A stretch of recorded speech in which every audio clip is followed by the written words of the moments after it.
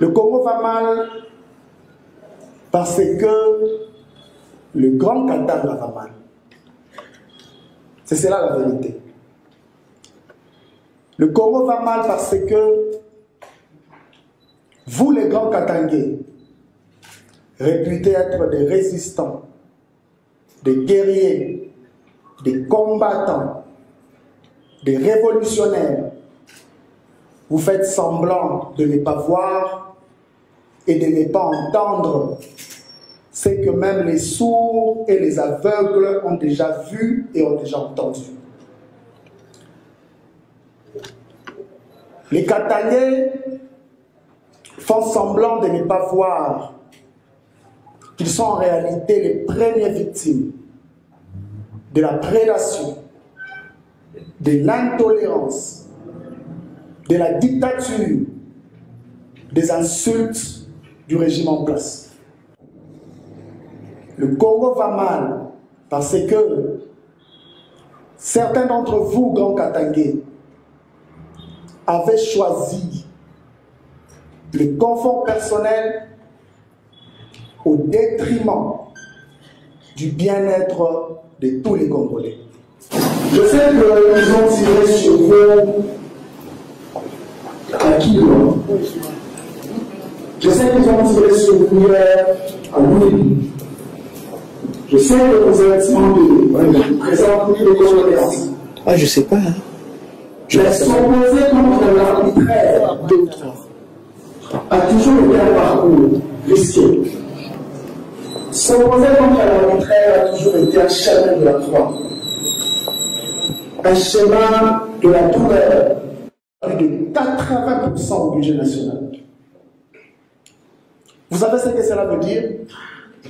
Cela veut dire que les Congolais qui manquent à manger à Kinshasa, les Congolais qui dorment à la Belle Étoile à Kwilu, les enfants qui étudient à même le sol à Mbandaka, les mamans qui se réveillent chaque jour à 4 heures du matin pour trouver de quoi manger pour leur famille, les militaires qui sont au front pour défendre la République dépendent et prient tous les jours pour l'abondance du Grand Katanga. Aujourd'hui, vous êtes humiliés. Aujourd'hui, vous êtes insultés. Tous les Grands Katanga est aujourd'hui transformé en un grand forage que vous savez voir depuis l'avion. Il n'y a que le trou. Il y a même des gens qui commencent à penser que vous ne méritez plus le Grand Katanga. Tellement vous ne réagissez pas. La communauté internationale commence même à penser que nous ne méritons plus la République démocratique du Congo. Tellement nous sommes assis sur des énormes richesses, mais nous vivons dans la plus grande pauvreté. Pour nous autres qui ne sommes pas du Grand Katanga, nous considérons le Katanga comme une bénédiction, comme une richesse. Pour nous, le Katanga veut dire bénédiction, le Katanga veut dire richesse, le Katanga veut dire résistance. Mais le Katanga veut aussi dire fierté et honneur. N'oubliez pas, je le répète, n'oubliez pas que toute la République vous regarde, vous observe.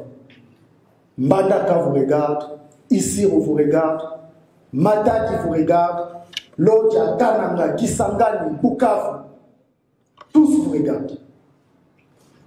Et je répète et j'insiste sur la responsabilité qui vous incombe. Quel est l'essentiel de mon message aujourd'hui? Mon message est simple. Je dis, réveillez-vous. Mon message est simple. Je dis, levez-vous. Mon message est simple. Je dis, bravez la peur. Et plus important, apprenez définitivement à dire non.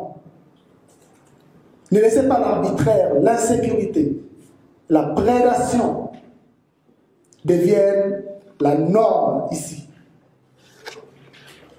Vous avez appris que Tshisekedi veut changer la Constitution. avec ses institutions illégitimes, super illégitimes.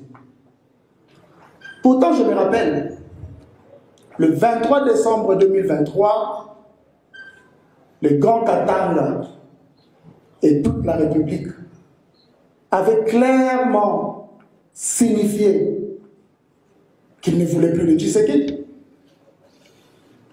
Ils l'ont dit. Le Katanga a plus de 87% n'a pas voté pour Tshisekedi. Après l'usurpation, qu'est-ce qu'ils disent aujourd'hui? Nous voulons le dialogue, nous voulons la cohésion nationale, mais la cohésion nationale et le dialogue avec les tricheurs, il a triché, il a dit qu'il a obtenu 73%, il a dit que les 475 députés lui appartiennent, il a dit que le 26 gouverneurs appartiennent à l'Union sacrée. Au lieu de se contenter de ce qu'il a, il demande maintenant le dialogue et la cohésion nationale. Est-ce que nous avons réellement quelque chose à nous dire? À part lui rappeler en face que ce qui s'est passé le 23 décembre 2023 était de l'usurpation, du vol, de la tricherie que nous n'oublierons jamais. Est-ce que nous sommes prêts à faire le porte-à-porte pour dire à tous les grands Katangais que ça suffit? Oui. Est-ce que nous sommes prêts à prendre nos téléphones, à appeler tous les grands Katangais pour les préparer à la résistance? Sommes-nous prêts? Oui. Regardez vous-même la situation économique de notre pays. Regardez le dollar. Tshisekedi arrive au pouvoir. Le dollar est à 1200. Aujourd'hui, il est à 2850 francs congolais. Est-ce que nous avons encore besoin d'un schéma, d'un discours, d'un dessin pour dire que la situation économique s'est plus qu'empirée? Est-ce qu'on a besoin d'un dessin pour ça? Non. Regardez la situation dans l'Est de la République démocratique du Congo.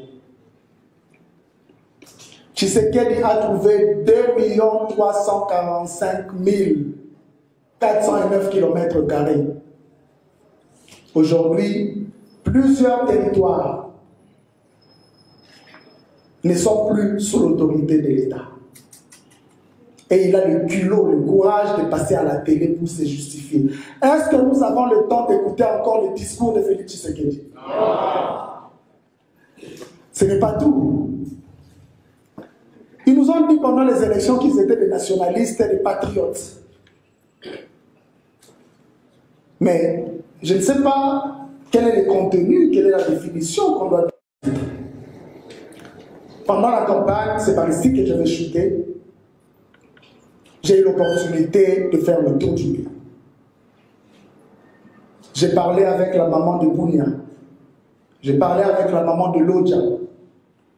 J'ai parlé avec la maman de Kalemi. Je parlais avec la maman d'Issiro. J'ai parlé avec presque toutes les mamans congolaises, avec la jeunesse, avec les parents. Toutes ces personnes partagent une même préoccupation. La souffrance imposée par le régime actuel dépasse le niveau de souffrance peut-être accumulé depuis 1960.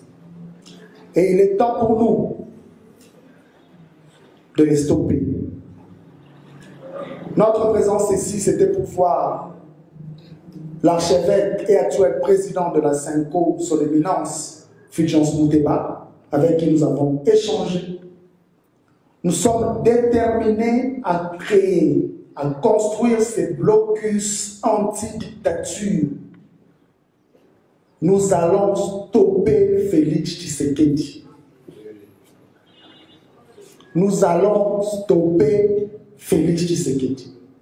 Et nous comptons sur votre accompagnement. Nous comptons sur votre détermination.